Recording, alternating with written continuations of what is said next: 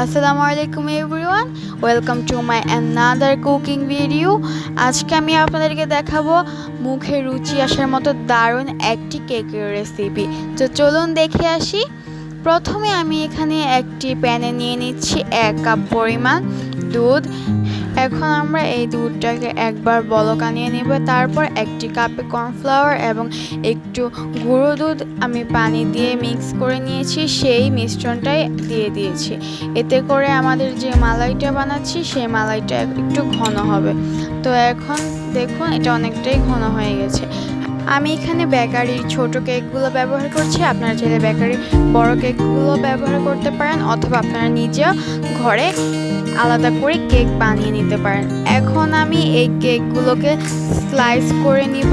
আমি একটি কেকে 3টি স্লাইস করেছি, আপনারা আপনাদের মতো করে স্লাইস করে নেবেন এবং স্লাইসটা করতে হবে মিডিয়াম। বেশি মোটা করাও যাবে না, বেশি চিকনও করা যাবে না। বেশি চিকন করে নিলে এটা ভেঙে পড়ার সম্ভাবনা আছে। দেখুন আমি একবার মিডিয়াম স্লাইস করে নিয়েছি। সেমভাবে আমি 4টি কেকই স্লাইস করে নিয়েছি।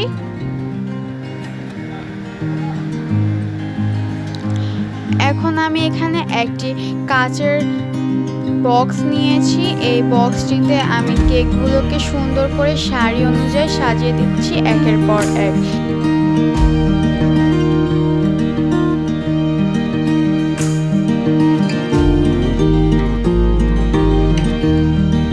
দেখুন এখানে আমার সবগুলো কেকই সাজানো হয়ে গেছে। এখন আমরা যে মালাইটা বানিয়েছিলাম সেই মালাইটা পুরোটা কেকের উপর দিয়ে দিব।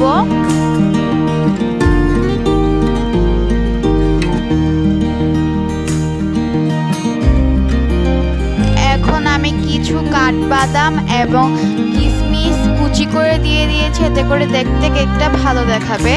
এখন এটাকে আমরা 2 ঘন্টার জন্য ফ্রিজে রাখবো। আপনারা চাইলে এর থেকে বেশি সময় ফ্রিজে রাখতে পারেন। দেখুন পুরোটা মালাই কেকটা পুরো অ্যাবজর্ব করে নিয়েছে। আমি একটি স্লাইস আপনাদেরকে উঠিয়ে দেখাচ্ছি। দেখুন এটা দেখতে কতটা ইয়ামি লাগছে। সন্ধ্যায় যদি এমন একটি নাস্তা পাওয়া যায় তাহলে আর কিছুই প্রয়োজন হয় না। দেখুন আমি একটি স্লাইস আপনাকে কেটে দেখাচ্ছি, এটা কতটা নরম হয়েছে এটা দেখলেই বোঝা যাচ্ছে।